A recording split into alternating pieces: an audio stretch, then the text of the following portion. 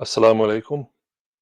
Did you know that the UK government agency produces information around the potential for moon sighting for Ramadan and for Eid al Fitr and Eid al Adha? You probably didn't know that, but there is a body that that is an official UK government body that produces this data around astronomical calculations, etc. So let's have a look at what this is. So this is a body called the Nautical Almanac Office.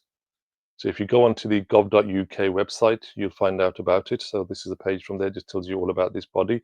Small multidisciplinary group of specialists whose purpose is to provide solutions to astronomical and celestial navigation problems.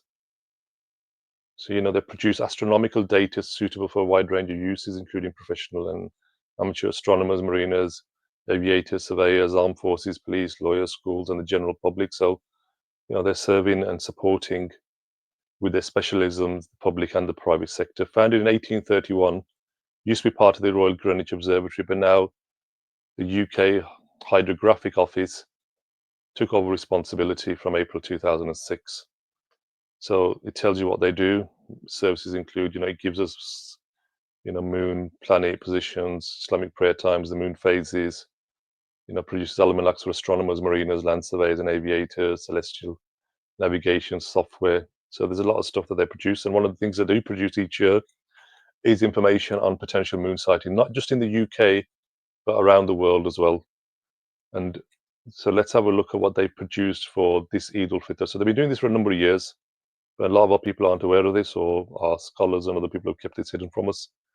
But you can Google all this information, so find out about this. But then if you went in and Googled, HMNAO Eid al Fitr 2025, it'll come up with a document. So let's have a look at that document that they've produced for Eid al Fitr 2025 and see what they say about the potential for when the moon should be sightable both in the UK and around the world, especially in Saudi Arabia.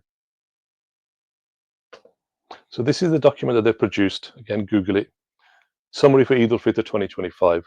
So it talks about a bit of stuff about the background, but then it says sightings of the crescent moon are unlikely for most of the globe on Saturday, March the 29th. So most of the globe is unlikely to see the moon on March the 29th. What it does say, the telescopic sightings of the crescent moon are possible on Saturday from central parts of North America. Again, possible, but with a telescope. Optical aids may be needed on the western parts of North America. That's the west coast that we know. The only place that they say you can get potentially sightings with the naked eye under excellent conditions on the same day, on Saturday, March 29th. So the naked eye, but with the condition of excellent conditions, should be possible from the Hawaiian Islands. And we know how far west the Hawaiian Islands are and how relevant they would be to the UK. I mean, why on earth would we be taking news from them, given how far away they are from us? So the only place where you're going to get naked eye sightings is it's far, far west. I don't think you get any further west, Hawaii and the Aleutian Islands. Again, and it's possible on the west coast with optical aids. So anywhere else you shouldn't be able to see the moon. But for the observers in the Middle East, North Africa, United Kingdom, easy sighting of the crescent moon should be possible on Sunday, March the 30th, and the 31st and the 1st. So the first time that the naked eye is able to see it in the Middle East, North Africa, and the UK, and the east coast of the US is Sunday, March the 30th, which means that the Eid is the day after. So that's the Monday, the 31st of March. So further down, they give us on page 2, they give us a table here, which is really interesting. Visibility of the new crescent moon from selected locations. So they've looked at Mecca, Rabat in Morocco, New York on the East Coast, and then various UK cities, London, Cardiff, Birmingham, Leicester, Sheffield, Manchester, Bradford. So it's saying on Saturday, the 29th of March, the moon is not visible at all in Mecca. That's not us saying that. It's not people with a vested interest or anything else saying that. It's the UK official government body that knows about this stuff, specialists. They're saying who are neutral, who've got no vested interest either way, whether you do Eid on the Sunday, whether you do Eid on the Monday, they don't really care. Why should they care? But the Mecca, it's not visible. Morocco, it's not visible. New York, it's not visible. London and the UK cities, it's not visible at all on Saturday the 29th of March. So if you're following moon sighting, you will not be able to see the moon on Saturday the 29th of March. And you should not then do Eid on Sunday the 30th of March because you haven't seen the moon. There's no cause for you to stop your Ramadan and your fasting. Come to Sunday, 30th of March, and then these guys have highlighted this. I haven't highlighted this. Is highlighted in the document itself, so have a look at it. Makkah, the moon is easily visible. The new crescent is easily visible in Morocco, easily visible in New York, easily visible in the UK cities.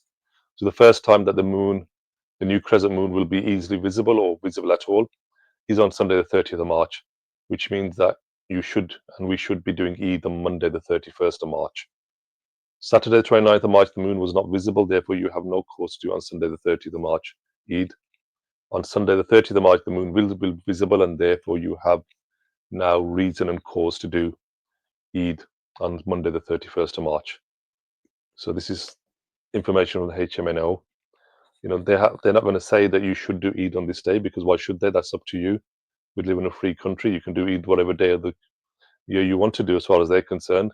But they've given you as much information as much as possible for you to allow you to abide by the Sunnah of the Prophet ﷺ and do Eid on Monday the 31st of March. So then you've got the normal, the famous graphs that they have of them of the visibility, charts. And then just say Crown copyright, so you can see this is an official document, from the Crown and the HMNO. So may Allah Ta'ala give us the ability to seek knowledge and to find out what's happening around the world and to see through all the propaganda that there is and act upon the Sunnah of the Prophet ﷺ, and allow us, to perform our ibadahs in the way they should be on the correct days. So may Allah Ta'ala accept our fast of Ramadan, make the rest of Ramadan easy for us, allow us Eid, and on Eid reward us with the reward that Allah Ta'ala has promised us. And may Allah Ta'ala allow us all to have one united Eid according to the moon on Monday the 31st of March based on this data. So remember us in your du'as. Assalamu alaikum wa rahmatullahi wa barakatuhu.